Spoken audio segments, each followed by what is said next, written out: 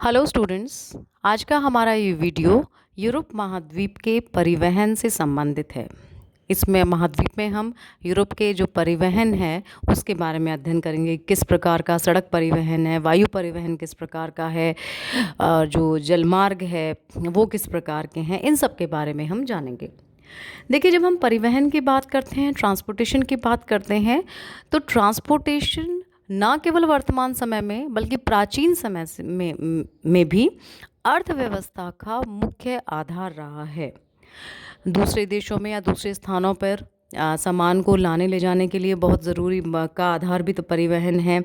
वहीं जो हम जनसंख्या है, जनसंख्या के जो मूवमेंट है, जनसंख्या के मूवमेंट के लिए भी परिवहन बहुत आवश्यक है। तो न केवल यूरोप में बल्कि पूरे विश्व में जो है परिवहन अर्थव्यवस्था का आधार है। यूरोप की जब हम बात करते हैं तो यूरोप की औद्योगिक प्रगति, वहाँ का कृषि विकास, खनिज का जो खनन है, व्यापार और नगरीकरण जो है वो परिवहन पर ही निर्भर है। और विश्व के अन्य देशों को भी यदि हम देखें तो विश्व के अन्य देशों की औद्योगिक प्रगति, उनका वहाँ का कृषि विकास, खनिज खनन, व्यापार, नगरीकरण आदि सभी के सब परिवहन पर निर्भर हैं। यूरोप में सभी प्रकार के परिवहन विकसित रूप में हैं, चाहे वो स्थल परिवहन हो, चाहे वो जल परिवहन हो, चाहे वो वायु परिवहन हो, और किसी भी प्रकार का परिवहन हो, वो अपनी विकसित अवस्था में है। तो इस क्रम में हम सबसे पहले यूरोप में सड़कों के बारे में जानते हैं, सड़क परिवहन के बारे में जानते हैं। देखिए, यूरोप के देशों में सड़कों का सघन जाल विकसित हुआ है। यूरोप के प्रत्येक देश में न केवल आंतरिक सड़कों का सघन जाल है बल्कि यहाँ के अधिकांश देश एक दूसरे से सड़क मार्गों से जुड़े हुए हैं। यहाँ के नगरों में सड़क संपर्कशीलता बहुत ज़्यादा है। न केवल नगर बल्कि शेष प्रदेश में भी सड़क संपर्कशीलता अत्यधिक है। यहाँ के संपूर्ण सड़क जाल का वर्णन न करते हुए हम ये कहना उचित होगा कि यूरोप में अन्य महाद्वीपों की तुलना में सड़क परिवहन अधिक विकसित है और यहाँ की अर्थव्यवस्था एवं जनजीवन का मुख्य आधार भी सड़क परिवहन है। अब हम यूरोप के रेल मार्ग के बारे में जानते हैं। देखिए, यूरोप में रेल मार्गों का भी सघन जाल है, क्योंकि बहुत इंडस्ट्रियली बहुत डेवलप्ड कंट्री है, इसलिए रेलवेज़ जो हैं वो भी मेन सोर्स हैं गुड्स के ट्रांसपोर्टेशन का और लोगों के कम्यूटिंग का। समस्त यूरोप में लगभग 4 लाख किलोमीटर लंबे रेल मार्ग हैं, जिनमें अधिकतम डबल ट्रैक हैं, दोहरे पथ के हैं। सबसे पहले लोहे की पटरी पर चलने वाली गाड़ी का चलन 17वीं शताब्दी में इंग्लैंड में हुआ था, लेकिन इंजन से चलने वाली रेलगाड़ियों का जो चलन है वो 1729 में भाप से चलने वाले इंजन के आविष्कार के बाद हुआ। जो स्टीम इंजन जो था वो 1929 में उसका आविष्कार हुआ था। और सबसे पहले आपको ये ध्यान रखना है, 17वीं शताब्दी में लोहे की पटरियों पर चलने वाली गाड़ी का जो चलन है वो भी इंग्लैंड में ही शुरू हुआ था। 1803 में सबसे पहले जनसाधारण के लिए रेल मार्ग का उपयोग होने लगा। इंग्लैंड के बाद कृत्रिम रूप से यूरोप के देशों में रेल मार्गों का विस्तार होता गया और आज यूरोप में सघन रेल जाल है। एक डेंस नेटवर्क है रेलवेज का यूरोप महाद्वीप में, जो यहाँ की अर्थव्यवस्था का मुख्य आधार है। अगर हम प्रमुख रेल मार्गों को जानना चाहें यूरोप महाद्वीप के, तो देखिए कुछ प्रमुख रेल मार्ग इस प्रकार हैं।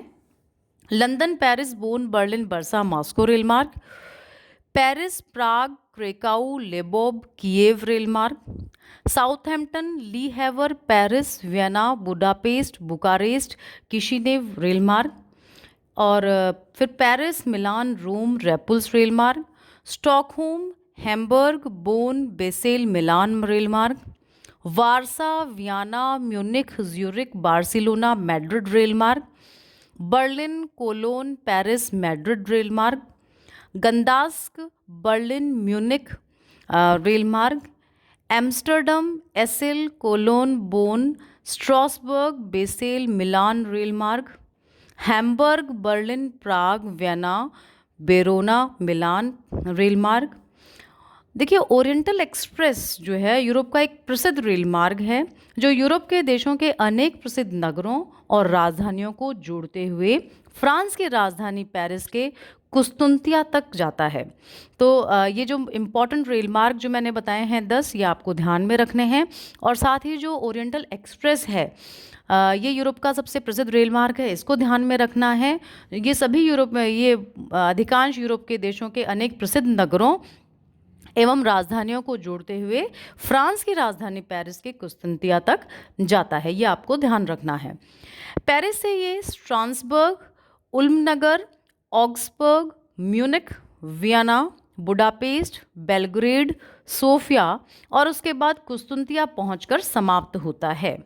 कौन सा मार्ग? ओरिएंटल एक्सप्रेस जो रेल मार्ग है वो। यूरोपीय देशों के रेल मार्ग एक देश से दूसरे में गुजरते हैं और यूरोप का रेल संपर्क रूस के माध्यम से एशियाई क्षेत्रों तक भी है, ये चीज़ आपको ध्यान रखनी है। अब आगे हम चलते हैं यूरोप के जल मार्गों की ओर। देखिए, यूरोप के आंतरिक एवं समुद्री दोनों प्रकार के जलमार्ग यहाँ पर्याप्त रूप से विकसित हैं। सबसे पहले हम जान लेते हैं आंतरिक जलमार्गों की ओर। आंतरिक जलमार्गों से जो है काफ़ी क्वेश्चंस पूछे जाते हैं। देखिए, यूरोप में नहरों तथा नदी मार्गों का बहुत महत्व है। जर्मनी, हॉलैंड, बेल्जियम, रूस और फ्रांस में नदियों तथा नहरों पर काफ़ी यातायात निर्भर करता है। यूरोप के प्रधान नदी मार्ग जो हैं वो हैं डेन्यूब, राइन, एल्ब, रोन, वोल्गा, नीपर तथा डोन। ये आपको ध्यान रखने हैं। इसको जितने भी जो भी महत्वपूर्ण नदी मार्ग हैं, आंतरिक जल मार्ग हैं, उनको लेकर रूस में नदी यातायात का स्थान बहुत महत्वपूर्ण है। वहाँ नदियों को जोड़कर संगठित जल यातायात की व्यवस्था की गई है।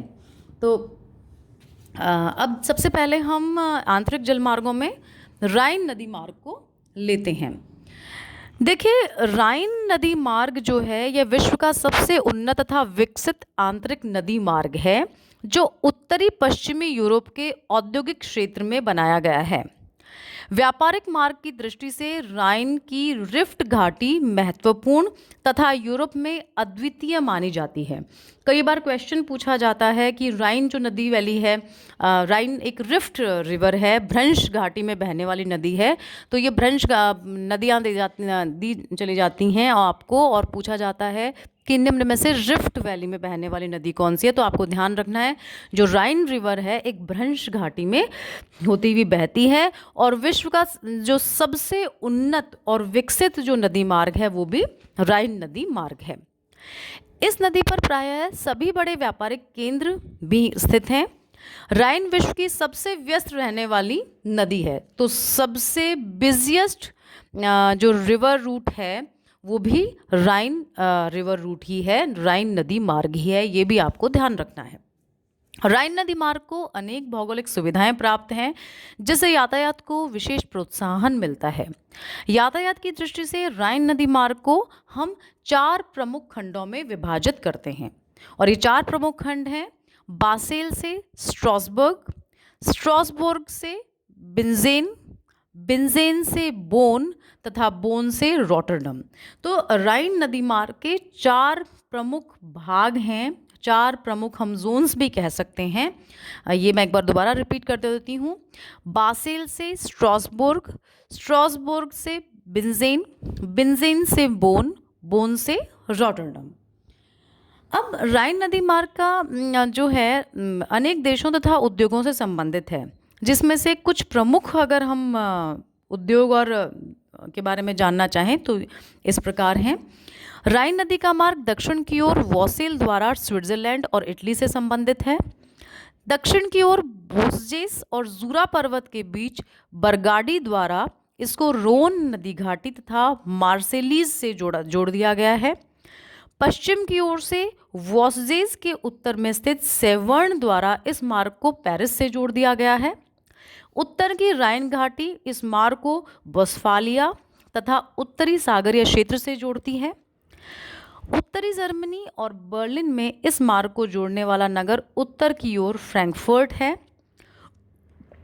पूरब की ओर यह मार्ग वियना और डेन्यूब के मैदान से जुड़ा हुआ है। सॉरी। तो ये हुआ राइन नदी मार्ग का वर्णन। और आपको ध्यान रखना, सबसे बिजिएस्ट मार्ग पूछें तो राइन नदी मार्ग है, सबसे डेवलप्ड पूछें तो राइन नदी मार्ग है। और राइन जो नदी है वो एक रिफ्ट वैली वाली नदी है और इसके 4 प्रमुख जोन्स भी हैं। अगला जो जलमार्ग है वो है डेन्यूब जलमार्ग। देखिए ये जो डेन्यूब नदी है जर्मनी स्थित ब्लैक फॉरेस्ट पर्वत से निकलती है। तो डेन्यूब नदी कहाँ से निकलती है? जर्मनी स्थित ब्लैक फॉरेस्ट पर्वत से निकलती है और पूरब की ओर ये बहती हुई ऑस्ट्रिया देश में प्रवेश करती है। ऑस्ट्रिया की राजधानी वियना के पास से होकर यह ऑस्ट्रिया की सीमा पार करके हंगरी देश में प्रवेश करती है। तो वियना जो है डेन्यूब रिवर पर स्थित है, यह भी आपको ध्यान रखना है। ओके, और वियना के पास से ये होकर निकलती है और ऑस्ट्रिया की सीमा पार करके कहाँ चली प्रवेश करती है? हंगरी में। बुडापेस्ट, हंगरी का जो देश है वहाँ बुडापेस्ट पहुँचकर दक्षिण की ओर ये मुड़ जाती है। हंगरी की दक्षिणी सीमा को पार करके ये युगोस्लाविया देश के उत्तर पूर्वी भाग में बहती हुई तथा रोमानिया व बल्गारिया की सीमा बनाती हुई पूर्व की ओर बहती है। रोमानिया के दक्षिण पूर्वी भाग में प्रवेश करके यह उत्तर की ओर बहती हुई गेलाज नगर पर जा पहुंचती है और पूरब की ओर बहती हुई काला सागर में जाकर गिरती है। तो डेन्यूब जलमार्ग जो है बहुत इंपॉर्टेंट मार्ग है और इससे 3-4 क्वेश्चंस भी जीके पॉइंट ऑफ व्यू से भी आपके बनते हैं। डेन्यूब जर्मनी में स्थित ब्लैक फॉरेस्ट माउंटेन से निकलती है। दूसरा, जो ऑस्ट्रिया की राजधानी वियना है वो यहाँ पर इसके पास स्थित है। उसके बाद ये नदी जो है अपना जल कहाँ जाके डालती है? ब्लैक जो सी है या काला सागर जिसे हम कह दें वहाँ जाकर डालती है। काफ़ी क्वेश्चंस जीके के इससे बनते हैं, तो ये आप ध्यान रखिएगा। अगला जो जलमार्ग है वो है मैनचेस्टर शिप नहर। देखिए ये नहर 1895 में बनाई गई थी। मैनचेस्टर शिप नहर 1895 में बनाई गई थी। ग्रेट ब्रिटेन की यह सबसे बड़ी व्यापारिक नहर है। अगर ग्रेट ब्रिटेन की सबसे बड़ी कॉमर्शियल कैनाल या व्यापारिक नहर के बारे में पूछा जाए तो मैनचेस्टर शिप नहर है। मर्सी नदी के पूर्वी किनारे पर स्थित ईस्ट से मैनचेस्टर तक इस नहर की लंबाई जो है वो लगभग 58 किलोमीटर है, 58 किलोमीटर है और इसकी जो चौड़ाई है वो लगभग 37 मीटर है। ईस्ट के निकट 3 द्वार हैं जिसमें बड़ा द्वार 200 मीटर लंबा है तथा 25 मीटर चौड़ा है। इस प्रकार की सुविधा होने के परिणाम स्वरूप 2 जहाज एक साथ इस नहर में आ सकते हैं। इस नहर को बनाने में बहुत पैसा भी व्यय हुआ था। ब्रिटेन के सबसे अधिक उन्नत एवं औद्योगिक प्रदेश से होकर यह नहर गुजरती है, इसलिए इससे पर्याप्त व्यापार किया जा सकता है। इस नहर के द्वारा लिवरपूल से मैनचेस्टर को कपास भेजी जाती है तथा मैनचेस्टर का तैयार कपड़ा लिवरपूल भेजा जाता है। तो ग्रेट ब्रिटेन की सबसे बड़ी व्यापारिक नहर, कॉमर्शियल नहर कौन सी हुई? मैनचेस्टर शिप नहर। और मर्सी नदी से ये मैनचेस्टर शिप नहर निकाली जाती है। ओके, अब नेक्स्ट हम चलते हैं कील कैनाल की ओर या कील नहर। ये भी बहुत इंपॉर्टेंट है। कील कैनाल से काफ़ी क्वेश्चंस पूछे जाते हैं। देखिए बाल्टिक तथा उत्तर सागर को मिलाने वाली नहर कील नहर के नाम से प्रसिद्ध है। क्वेश्चन यही पूछा जाता है अगर ऑब्जेक्टिव की बात हो तो कील कैनाल किसको जोड़ती है? तो बाल्टिक तथा उत्तर सागर को मिलाती है कील नहर। इस नहर के पश्चिमी सिरे पर ब्रुंसबुटेल नगर तथा पूर्वी सिरे पर कील नगर है, यानी 2 सिटीज़ इस नहर के किनारों पर स्थित हैं, ब्रुंसबुटेल नगर और कील नगर, कील सिटी। इस नहर के बनवाने का जो श्रेय है जर्मनी को है। आजकल इस नहर का विशेष महत्व जर्मनी के लिए है।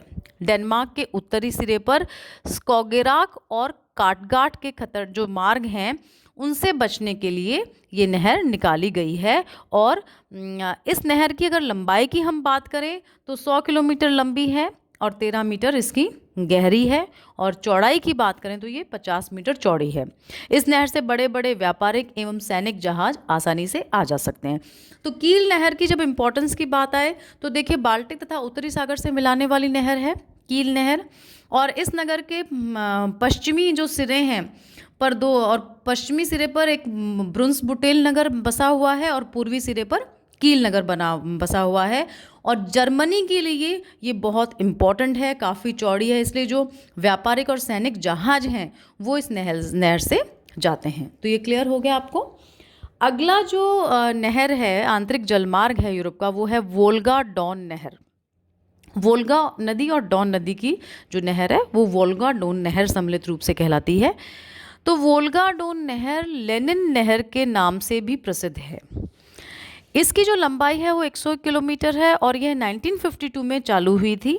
नहर के बन जाने से सोवियत संघ से यूरोपीय भाग के सभी जलमार्ग आपस से जुड़ गए, क्योंकि नहर से वोल्गा बेसिन के बंद घेरे को काले सागर के लिए निकास मार्ग मिल गया था।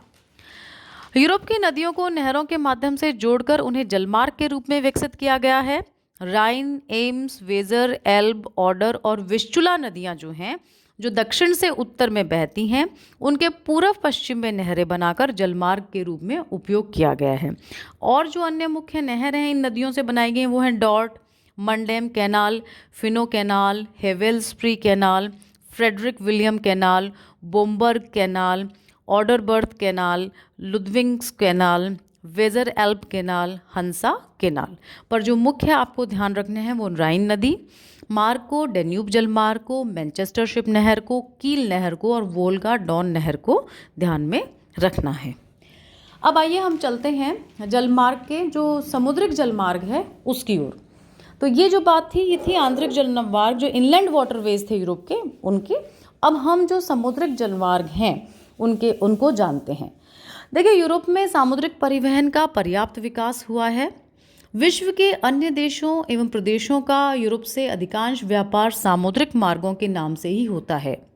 और जब यूरोप के प्रमुख सामुद्रिक मार्गों की हम बात करें तो इसके अंतर्गत देखिए भूमध्य सागरीय जलमार्ग, उत्तरी अंध महासागरीय मार्ग, केप मार्ग, स्वेज मार्ग, दक्षिणी अटलांटिक मार्ग जो हैं वो मुख्य हैं। तो भूमध्य सागरीय मार्ग की जो बात करें हम तो देखिए भूमध्य सागरीय मार्ग संसार का दूसरा प्रमुख जलमार्ग है। पहले स्थान पर उत्तरी अटलांटिक मार्ग आता है। तो अगर विश्व के प्रमुख समुद्रिक जलमार्गों की यदि बात की जाए तो सबसे इम्पोर्टेंट स्थान उत्तरी अटलांटिक का है और उसके बाद दूसरा जो प्रमुख जलमार्ग है वो भूमध्य सागरीय मार्ग है। पहले स्थान पे ये आपको ध्यान रखना है अटलांटिक मार्ग है। ये दुनिया के मध्यम से होकर गुजरता है। जो भूमध्य सागरीय मार्ग जो है वो बिल्कुल मिडल से होकर गुजरता है। आप मैप में भूमध्य सागर की स्थिति देखिए, बिल्कुल मध्य से है और तो ये मार्ग जो है मध्य से होकर गुजरता है। इसमें कई खाड़ियाँ और सहायक मार्ग आकर मिलते हैं जिससे यह मार्ग और भी अधिक लाभ पहुँचा सकता है। इस मार्ग पर आने वाले जो प्रमुख बंदरगाह हैं वो हैं London, Liverpool, Southampton, Hamburg, Rotterdam, Lisbon, Marseilles, Rome, Genoa, Naples. पश्चिम की ओर हैं ये सब। और बाकी अगर हम पूर्व की ओर वाले जो बंदरगाहों की बात करें तो सिकंदरिया, Aden, Mumbai, Cochin, Kolkata, Colombo, Rangoon, Penang, Singapore, Manila, Hong Kong, Perth, Adelaide, Melbourne, Sydney, Mombasa, Zanzibar और डरबन जो हैं वो पूर्व की ओर के मार्ग हैं। तो ये भूमध्य सागरीय मार्ग आपको ध्यान रखने हैं। जो मेन बंदरगाह हैं विश्व के भूमध्य सागर पर पश्चिम की ओर और पूर्व की ओर, इनको आपको ध्यान में रखना है। अब भूमध्य सागरीय मार्ग की अगर प्रमुख शाखाओं की बात करें तो ये इस प्रकार हैं। पहली है पश्चिमी यूरोप तथा भूमध्य सागर के बीच का मार्ग। इस मार्ग से ब्रिटेन और उत्तरी सागर के देशों तथा भूमध्य सागरीय देशों में व्यापार होता है। स्पेन से फल, वाइन, विभिन्न प्रकार की सब्जियां अन्य यूरोपीय देशों को भेजी जाती हैं। उत्तरी अफ्रीका से फॉस्फेट, मिस्र से कपास व सिसिली से गंधक यूरोपीय देशों को भेजी जाती है। इनके बदले में ब्रिटेन, फ्रांस और बेल्जियम से मशीनें, लोहे और इस्पात का सामान, कोयला आदि तथा स्कैंडिनेविया से दियासलाई, कागज़ आदि भूमध्य सागरीय देशों को निर्यात किए जाते हैं। तो प्रमुख शाखा हो गई पश्चिमी यूरोप तथा भूमध्य सागर के बीच का मार्ग। दूसरी जो शाखा है भूमध्य सागरीय मार्ग की वो है भूमध्य सागर तथा काला सागर के बीच का मार्ग। देखिए, ये मार्ग खाद्य उत्पादक क्षेत्रों और औद्योगिक क्षेत्रों को आपस में मिलाता है। इस मार्ग से रूस, युगोस्लाविया, तुर्किस्तान, भूमध्य सागरीय देशों से खनिज व कच्चा माल इटली और फ्रांस को भेजा जाता है। तीसरा जो प्रमुख मार्ग है वो है यूरोप तथा पूर्वी देशों का मार्ग। ये सबसे प्रसिद्ध मार्ग है। इस मार्ग द्वारा भारत, पाकिस्तान, थाईलैंड, बर्मा और जो अपना इंडोचीन, मलाया, फिलिपाइन व जापान आदि जो देश हैं उनसे ऊन, खजूर, चमड़ा, बाकी दूसरे जो आइटम्स हैं वो भेजे जाते हैं। इन वस्तुओं के बदले में जो कारखानों में बनाया हुआ सामान है, जैसे लौह इस्पात का सामान, रासायनिक पदार्थ, दवाइयाँ, मशीनें आदि भी भेजी जाती हैं। अब जो तीसरा प्रमुख मार्ग है भूमध्य सागर का, वो है भूमध्य सागर तथा संयुक्त राज्य अमेरिका के बीच का मार्ग। यह संयुक्त राज्य अमेरिका के पूर्व की ओर भूमध्य सागर की ओर जाता है।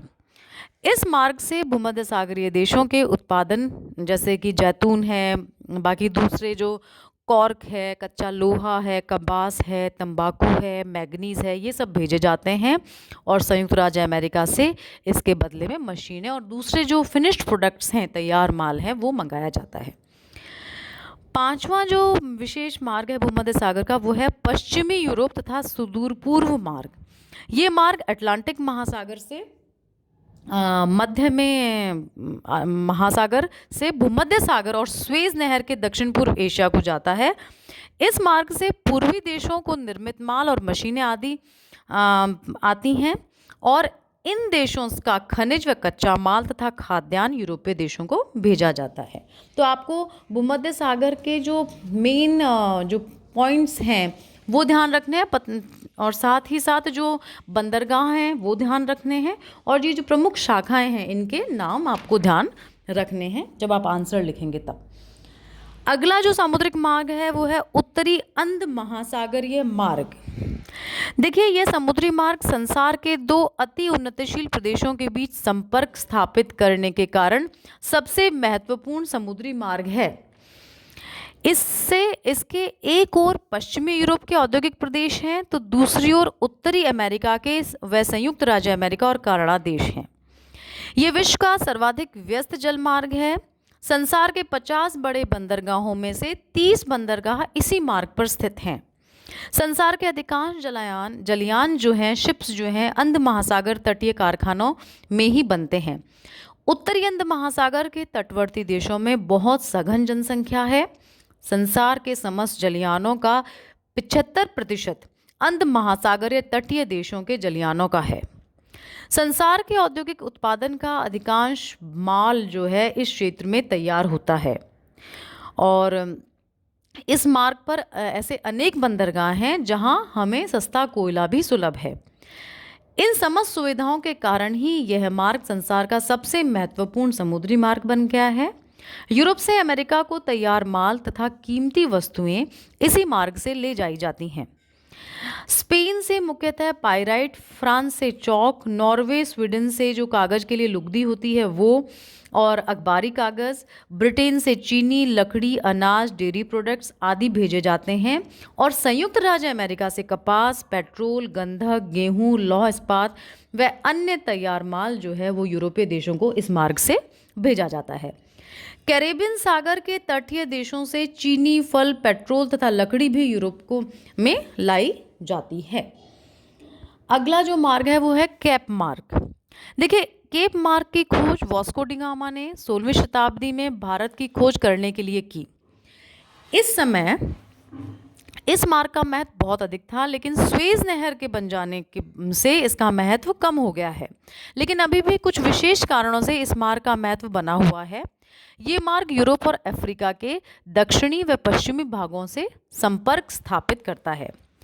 इस मार्ग से दक्षिणी अफ्रीका से हाथीदांत, इमारती लकड़ी, चमड़ा, खालें, मांस, सोना, तांबा, हीरे, शतुरमुर्ग के जो फैदर हैं, पर हैं, चीनी आदि निर्यात किए जाते हैं और बदले में मशीनें व कारखानों की निर्मित वस्तुएं, आटा, गेहूं आदि आयात की जाती हैं। ऑस्ट्रेलिया से यूरोप को निर्यात की जाने वाली वस्तुओं में जो ऊन, मांस, मक्खन, चमड़ा, गेहूं, जो सीसा आदि प्रमुख हैं। इस मार्ग के प्रमुख बंदरगाह लंदन, लिवरपूल, साउथहैम्पटन और लिस्बन आदि हैं। जहाज़ों के ठहरने वाले जो बंदरगाहों में port Elizabeth, east London, Cape Town, Adelaide, Sydney और ब्रिस्बेन प्रमुख हैं। अगला जो जलमार्ग है वो है स्वेज मार्ग। देखिए स्वेज बहुत इम्पॉर्टेंट है प्रेजेंट टाइम में। स्वेज जो मार्ग है, देखिए यह एक महत्वपूर्ण मार्ग है। यह उत्तरी अटलांटिक महासागर के देशों को एशिया और ऑस्ट्रेलिया के देशों से मिलाता है। वास्तव में ये मार्ग संसार के मध्य भागों में होकर जाता है। ये मार्ग विश्व के जितने अधिक देशों को परस्पर से जोड़ता है, उतने अधिक देशों को कोई अन्य समुद्री मार्ग नहीं जोड़ता। मतलब मैक्सिमम कंट्रीज जो है वर्ल्ड की, उनको कनेक्ट करता है स्वेज कैनाल का एरिया। स्वेज कैनाल या स्वेज मार्ग विश्व की 3/4 जनसंख्या की मांगों की पूर्ति करता है। भूमध्य सागर और लाल सागर को पार करने के बाद इस मार्ग के 3 भाग हो जाते हैं: अदन से भारत, अदन से ऑस्ट्रेलिया और अदन से पूर्वी अफ्रीका। इस मार्ग के मुख्य बंदरगाहों की यदि हम बात करें तो देखिए यूरोप से London, Liverpool, Southampton, Hamburg, Rotterdam, Lisbon, Marseilles, Geneva और नेपल्स हैं। इसी मार्ग की दूसरी तरफ के बंदरगाह हैं अदन, Mumbai, Colombo, Kolkata, Rangoon, Singapore, Manila, Hong Kong, ये सब एशिया में हैं। फिर ऑस्ट्रेलिया में पर्थ, एडिलेड, मेलबर्न और सिडनी है। पूर्वी अफ्रीका के बंदरगाहों की हम बात करें तो मोम्बासा, ज़ंजीबार, मोजाम्बिक और डरबन है। देखिए ये जो स्वेज मार्ग है, इससे यूरोपीय देश कोयला, कपड़ा और मशीनें भेजते हैं। दक्षिण पूर्वी एशिया से इस मार्ग के द्वारा चाय, चावल, जूट, तिलहन, लकड़ी, मसाला और चमड़ा आता है। और ऑस्ट्रेलिया से गेहूं, ऊन और डेयरी जो प्रोडक्ट्स हैं वो आते हैं। तो स्वेज कैनाल बहुत इम्पॉर्टेंट है, जो मैक्सिमम वर्ल्ड की कंट्रीज़ को कनेक्ट करता है। अगला है दक्षिणी अटलांटिक रेल मार्ग। देखिए यह मार्ग पश्चिमी यूरोप तथा दक्षिणी अमेरिका से यातायात करने के लिए सुलभ है। पनामा नहर के बनने से पूर्व तो इस मार्ग का महत्व और भी अधिक था। तब हॉर्न द्वीप से उत्तरी अमेरिका, एशिया और यूरोप को जाने वाले सभी जहाज इस मार्ग से होकर जाते थे। इस मार्ग का मुख्य बंदरगाहों के जो नाम स्थित हैं इस मार्ग पर, वो हैं Bahia Blanca, Rio de Janeiro, Santos, Montevideo, Buenos Aires और रोजारियो। मैं दोबारा बोल रही हूँ, इस मार्ग के दक्षिणी अटलांटिक जो जलमार्ग है उसका जो मुख्य बंदरगाह हैं वो Bahia Blanca, Rio de Janeiro, Santos, Montevideo, Buenos Aires और रोजारियो। इन बंदरगाहों से गेहूं, कॉफ़ी, मक्खन, डेयरी प्रोडक्ट्स, ऊन, मक्का आदि वस्तुएं भेजी जाती हैं तथा बाहर से आने वाली जो वस्तुएं हैं उनमें मशीनें, वस्त्र, दवाइयाँ, रासायनिक पदार्थ आदि अमेरिका को से आयात की जाती हैं। अब आगे हम चलते हैं, जानते हैं यूरोप के वायु परिवहन के बारे में। देखिए यूरोप का वायु जो परिवहन है वर्तमान में ये भी अच्छी डेवलप्ड कंडीशन में है। यहाँ के देश हवाई परिवहन द्वारा संपूर्ण विश्व से जुड़े हुए हैं। यहाँ अनेक देशों जैसे Britain, Holland, Italy, France, Germany, Sweden, Belgium, चेक गणराज्य, हंगरी, नॉर्वे, स्पेन, स्विट्ज़रलैंड आदि की अपनी स्वयं की एयरलाइंस हैं। इसके अलावा विश्व की सभी एयरलाइंस की सुविधाएं यहाँ पर इस महाद्वीप में मौजूद हैं। यूरोप स्थगित जो हैं विशेष रूप से यहाँ प्रमुख जो अंतर्राष्ट्रीय हवाई अड्डे भी यहाँ पर स्थित हैं। प्रमुख अगर हवाई मार्गों की हम यहाँ बात करें तो इनमें मुख्य हैं यूरोप के से उत्तरी अमेरिका के हवाई मार्ग। देखिए इस यूरोप से उत्तरी अमेरिका को जाने वाला जो वायु मार्ग है वो उसका जो विकास है द्वितीय जो विश्व युद्ध था उसमें हुआ था। इस मार्ग में वायुयान को उत्तरी अंत महासागर को पार करना पड़ता है। इस मार्ग का आरंभ स्कॉटलैंड से प्रेस्टविक नगर तथा आयरलैंड के शान के हवाई अड्डे से होता है और अंध महासागर के पार पहला ये हवाई अड्डा न्यू फाउंडलैंड में स्थित गैंडर पड़ता है। अगला जो मार्ग है यूरोप से एशिया तथा ऑस्ट्रेलिया वाला। देखिए इस मार्ग में ये जो मार्ग पर मुख्य रूप से Britain, France, Holland, Italy, Germany तथा रूस के वायुयान चलते हैं और इस मार्ग के वायुयान लंदन, पेरिस, एम्स्टर्डम, रोम, फ्रैंकफर्ट, मॉस्को आदि को चलते हैं। तीसरा जो है वो है यूरोप से रूस का वायु मार्ग। देखिए, यूरोप देशों की राजधानियां परिवहन के केंद्र हैं। ये सभी केंद्र रूस की राजधानी मॉस्को तथा रूस के प्रमुख नगरों से वायु मार्गों द्वारा जुड़े हुए हैं। उसके बाद है यूरोप से दक्षिणी अमेरिका। देखिए, इस वायु मार्ग पर मुख्यतः ब्रिटिश कॉरपोरेशन के वायुयान चलते हैं। इस मार्ग की दो शाखाएं हैं। एक लंदन से ओजोर्स, बर्मुदा, पश्चिमी द्वीप समूह, लीमा होते हुए सेंटियागो तक जाती है। दूसरा जो मार्ग है वो लंदन से लिस्बन, डकार, नेटाल, रियो दी जेनेरियो, ब्यूनस एयर्स होते हुए सेंटियागो तक जाता है।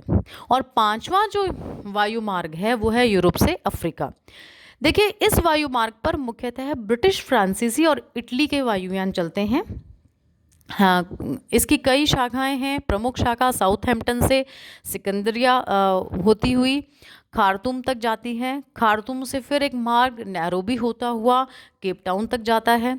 और इस तरीके से काफ़ी कई जो फ्रांसीसी यान हैं वो पर्थस तक जाते हैं। तो ये हुआ पूरे यूरोप का जो परिवहन की वर्तमान समय में स्थिति है। और आप जब आंसर पूछा जाए यूरोप के परिवहन को पर एक दृष्टि डालिए, तो आप जो सारे परिवहन हैं, सड़क परिवहन हुआ और जल परिवहन हुआ, वायु परिवहन हुआ, इन सभी परिवहनों को के इम्पोर्टेंट पॉइंट्स को लिखते हुए आप इस आंसर को समझाएंगे।